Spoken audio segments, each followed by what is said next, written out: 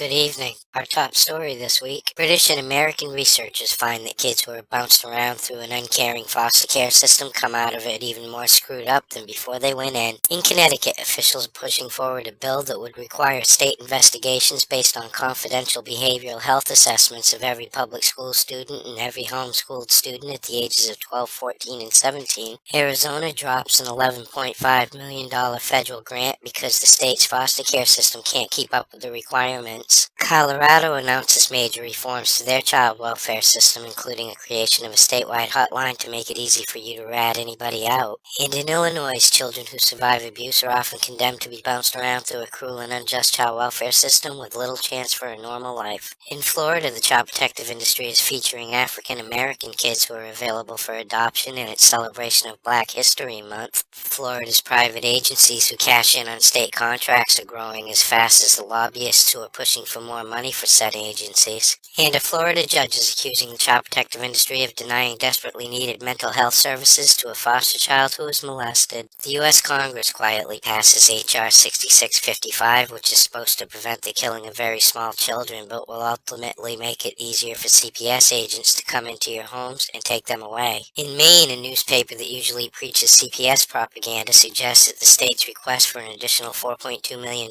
for an unexpected increase in foster care placements is a step in the wrong direction after a decade of the state being considered as a national leader in keeping kids safely in their homes. In New Jersey, a judge rules that a mother whose child was born with cocaine in her system was not neglectful because there was no evidence that it harmed the child. And in Ohio, a bill would allow adoptees to access their original birth certificates. South Dakota's Indian tribes are accusing the state of violating the Indian Child Welfare Act. In Tennessee, the head of the child protective industry quits after 151 kids died while in custody over the last 3.5 years. And the Tennessee child protective industry wants the media to pay $55,000 for the child death records after estimating that's what it will cost us for the state to dig them out, redact the information, transport the files, and hand them over. In Russia, a group of celebrities gets together and appeals to Vladimir Putin to allow dozens of U.S. families to complete their previously started adoptions. And the USA agrees to cooperate with Russia on cases where their orphans were abused by American adoptive parents. In China, a province that is caring for 13 infants who were sold by their parents says it cannot legally allow the kids to be adopted, so they're waiting for the birth parents to come and get them. The child protective industry in Estonia is reacting instead of preventing child abuse, which is why the necessary help may not reach children in the early stages of the problem. In South Africa, a foster mother is accused of abusing the grant money she gets for caring for the kids. And in Ireland, a woman was bribed by her father into making false abuse allegations against her mother's new partner. In Canada, judges are getting frustrated because people who are representing themselves due to their inability to afford lawyers are clogging up the family court system. A government investigation condemns Prince Edward Island's child protective industry for failing to adequately protect the kids in its care. In Saskatchewan, a family is pissed after their foster mother who let their son drown in a bathtub gets off scot-free.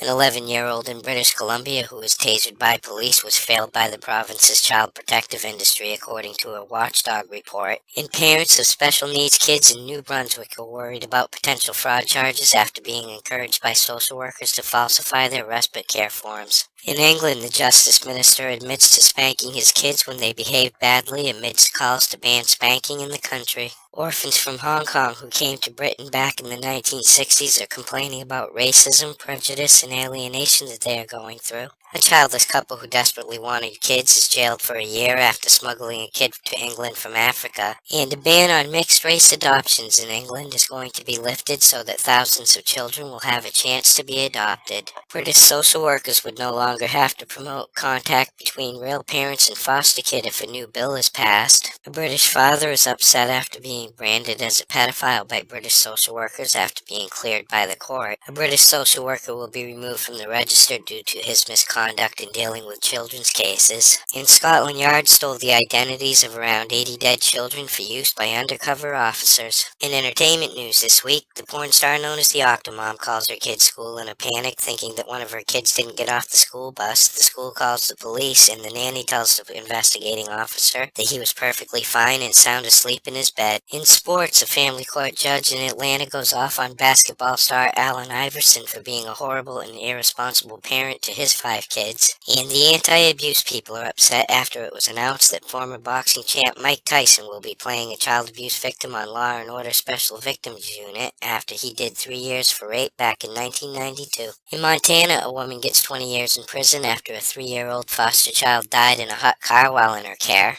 Another Montana judge rules that a ranch for troubled adopted kids is not an exempt church ministry and must be licensed by the state. In California, a CPS hotline agent defends her decision that a little boy who was killed wasn't in danger when she took the call. And in Kansas, a mother and a daughter file a complaint over suspected abuse of her child who was living in a foster home after the mother snaps a picture showing bruises on the daughter's cheek. In New Jersey, child welfare nonprofits are being accused of misspending as much as $12.2 million that was marked for recruiting and training foster caregivers. In Wisconsin, lawmakers are seeking an inquiry into how a foster care agency could have ever misspent more than $5 million.